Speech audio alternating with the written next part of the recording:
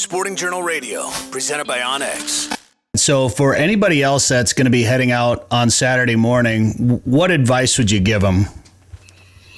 Well, I think the fish are going to be shallow on most of the lakes. I think at times we kind of throw it into a bag of tricks and say, oh, yeah, you got to fish shallow. That's the only way you're going to get bit. Pay attention to your weather. If the water starts warming up too quick for you, then you need to drop off a little bit. You need to go out to that 14, even as deep as 20 feet. If they're done spawning, and they've been done spawning for 2 weeks or so, those fish are going to drop down. The males will stick around. But right now, I would say up where I'm going to be, I'm going to probably be fishing, 6 to 12 feet, right along the areas of spawning, spots that I know that the fish have used for spawning. Even on the north end of Lake Winnie and the west side of Winnie, I would fish even as shallow as 4 feet up there because you're going to be fishing mostly males. But I think on most of the lakes, in the whole northern region, I think, what did somebody teach me one time? Where are the fish? They're shallow, deep, or in between. I think I would start shallow. And if you're not getting bit, keep coming out a little bit, keep moving out, 4 to 5 to 6 feet at a crack. And eventually you're going to find them. And they're going to be active. They're going to be chewing. They want to eat. They've gone through the spawning ritual or they're in the middle of it and they do want to eat. But, if you're after a trophy fish, I would say another couple of weeks would probably be your, the best way to approach that. But, if you want to get bit, stay shallow. And then, like I say, if you're not getting bit, keep moving out a little bit. But, kind of look for rock and rubble. If there's any existing weeds coming up or old weed beds, kind of stay on the outside edges of those. And jig and minnow is the deal. I'm definitely confident if you fish a jig and minnow in these areas, you're going to get bit. Can you fish a slip bobber and a leech? Water's a little cold right now. I would kind of stay away from that for another week or two for sure till it warms up. But I think trolling crankbaits at night, in the evening or early in the morning, I'm sure that'll work a little bit for you too. But jig and minnow is going to be that's my go-to bait right now.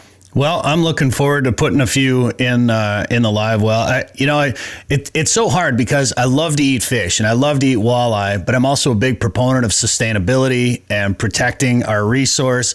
So it's always a conflicting message when I say I'm looking forward to a fish fry. But I think what you alluded to earlier is keeping a couple to eat. You don't have to keep limits. You don't have to go out there and get everybody's limit in the boat. I don't need to eat 4 fish. I can go back out and catch more if I want to eat some more. So I'm looking forward to having some fish and just having a good opener. I've been looking forward to this day for a long time. So I wish you well. Wish you good luck on Saturday. Good luck with the governor. And I'll leave you with this one last question of what do you think the future of fishing in Minnesota looks like? Oh, I think it's very strong. I think, when you get a group even like Minfish that's helping to keep things on track, but I think people are starting to get more interested on the future of fishing. Limits aren't the most important thing to them in the world. Is just exactly what you said, Brett. Keep enough to eat.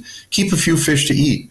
And then you can go back out another time. Now, sometimes you get this controversy about, well, I'm from Illinois or I'm from Iowa and I want to take a limit home. Well, eat some fish up here and take a few home, but don't think that you have to crash the freezer with limits of fish all the time when you're either living here or you're a tourist. So I think, leaving some, taking some, and we're going to ensure that there's going to be fish forever, in our lifetimes anyway. And I think conserving fish right now is going to be a real challenge for some people, but it's something that they have to think about. So it was a great point, Brett.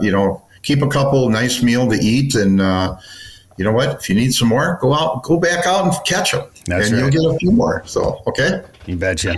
All right, Tom Neustrom, Minnesota Fishing Connections. It's mnfishingconnections.com, right? That's correct. mnfishingconnections.com. Tom, good luck on Saturday. Thanks for the time today on the show. Well, thank you for having me. I enjoyed it very much. Thanks. Hear more at sportingjournalradio.com or wherever you get podcasts.